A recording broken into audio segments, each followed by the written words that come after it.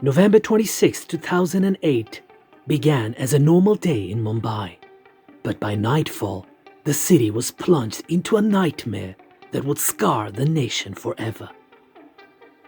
10 heavily armed terrorists from the Pakistan-based Lashkar-e-Taiba unleashed a coordinated assault targeting luxury hotels, a bustling railway station, a hospital, and even a Jewish community center, leaving 166 people dead and hundreds injured. Pakistan initially denied that Pakistanis were responsible for the attacks, blaming plotters in Bangladesh and Indian criminals, but later on admitted that the people who were involved in the attack were from Pakistan.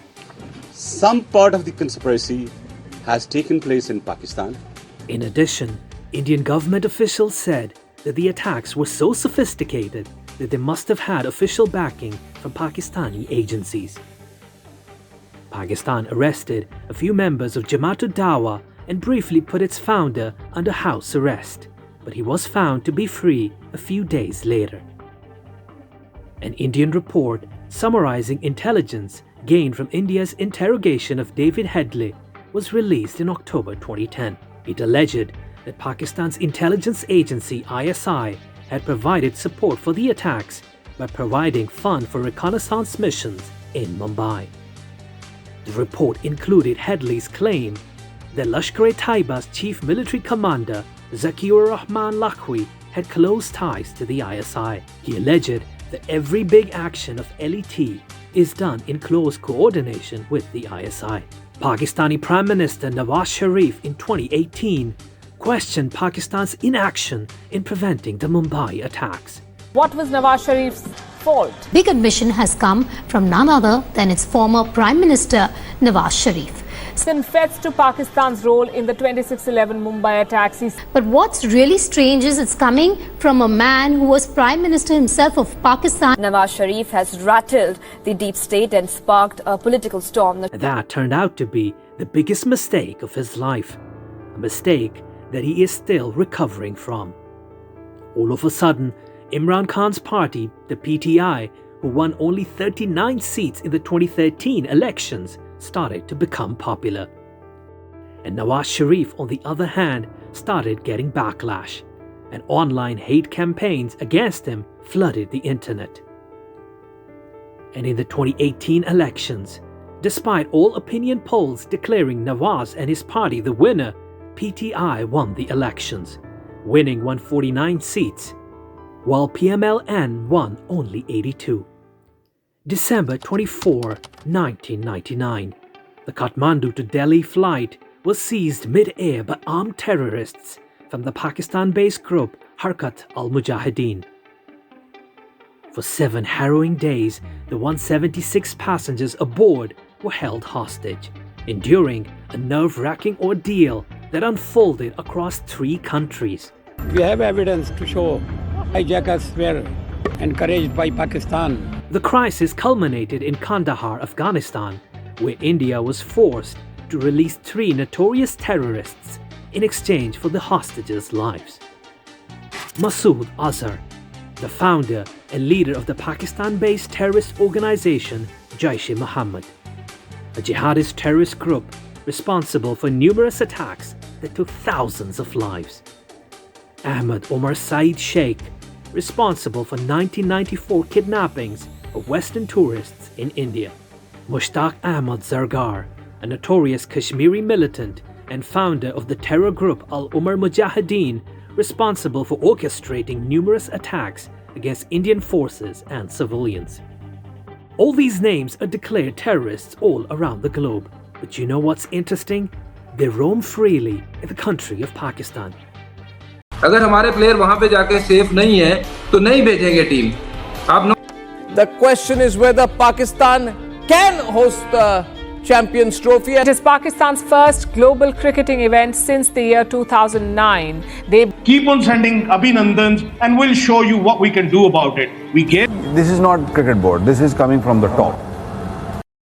Welcome to Sports Wale, and today we'll be talking about the reasons why the Indian cricket team is not coming to Pakistan. But before we get down to business, kindly hit that subscribe button, For you, it's just a click, but for us, it's oxygen. India and Pakistan, two nations divided by history, but forever bound by emotion, find an extraordinary common thread in cricket. It's more than just a sport. It's a shared heartbeat, a battlefield, and a bridge all at once. When these two teams clash, the world stops to watch, not just for the game, but for the stories it weaves of rivalry, unity, and unspoken kinship. Despite the fierce rivalry on the cricketing field, Indian players experience a wave of unparalleled warmth when they visit Pakistan. The hostility of the game dissolves into heartfelt gestures as shopkeepers refuse to charge them, offering their goods as tokens of love and respect. उन जूतियों वालों ने और suit वालों ने मुझसे पैसे नहीं लिए, बोले नहीं आप तो हमारे मेहमान हैं और हम. In those electrifying moments, cricket transcends politics and pasts, reminding everyone that despite the divide, the love for the game binds them in a way nothing else can. For context, the most watched Super Bowl of history that featured Rihanna was watched by 121 million people. But the World Cup 2011 semi-final between India and Pakistan was watched by 495 million people. Not too far behind, the Champions Trophy final between the two arch-rivals was watched by 400 million people. And with a collective population of a little less than 2 billion, India versus Pakistan is the biggest rivalry in the cricketing world. If we put the viewership aside, the match between these two cricketing giants generates enormous amounts of money. And it is a dream of every broadcaster to showcase these neighbors locking horns. But despite all the numbers, money and hype, and the love Pakistani people have for the Indian players, the Indian Cricket Board has refused to visit Pakistan for the upcoming Champions Trophy. The Indian cricket team's decision to reject visiting Pakistan for the upcoming Champions Trophy has been a topic of intense debate and scrutiny. India and ICC will not agree to PCB's demands. Let's बात करें कि वहाँ पे cricket हो, मुझे तो लगता है जी मुश्किल है. हमें नहीं करनी चैंपियंस ट्रॉफी, हमें करनी ही नहीं, भाड़ में जाओ. पता है कि जो मार्केट इंडिया की है, ठीक है? Obviously, बहुत पैसा इन्वॉल्व है. बहुत पैसा इन्वॉल्व है इसके अंदर. BCCI ने तो नहीं भेजना, क्योंकि सरकार ने नहीं भेजना. While cricket is often seen as a unifying force between these two historically divided nations, the decision stems from a complex web of political, security, and historical factors that cannot be ignored. One of the primary reasons for India's reluctance to play in Pakistan is the persistent security threat posed by terrorism in the region. Pakistan has long grappled with internal security issues, including attacks targeting both civilians and high-profile events. Despite efforts by the Pakistan Cricket Board to assure safety, the Indian cricketing authorities remain skeptical about the potency of these measures. The 2009 attack on the Sri Lankan cricket team in Lahore stands as a grim reminder of the potential risks. During that incident, militants ambushed the team's bus, leaving several players injured and multiple policemen dead. This tragedy resulted in Pakistan being stripped of its status as a host nation for international cricket for nearly a decade, forcing teams to play their home games in neutral venues like the UAE. The 2008 Mumbai attacks remain a critical point of contention in Indo-Pak relations. Orchestrated by the Pakistan-based terrorist group Lashkar-e-Taiba, these attacks claimed the lives of 166 people and left a deep scar on the Indian psyche. The involvement of Pakistani nationals in the planning and execution of this heinous act has fueled mistrust between the two countries. India has repeatedly accused Pakistan of harboring and supporting terrorist organizations that operate across the border. Groups like Jaish-e-Mohammed and Lashkar-e-Taiba have been implicated in several high-profile attacks on Indian soil, including the 2016 Pathankot airbase attack and the 2019 Pulwama bombing, which claimed the lives of 40 Indian paramilitary personnel. The safety of Indian fans who might travel to Pakistan to support their team is another critical concern.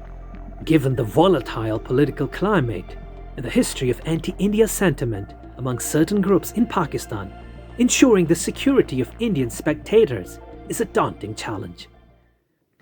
The risk of potential unrest or targeted violence further deters the Indian Cricket Board from endorsing a visit.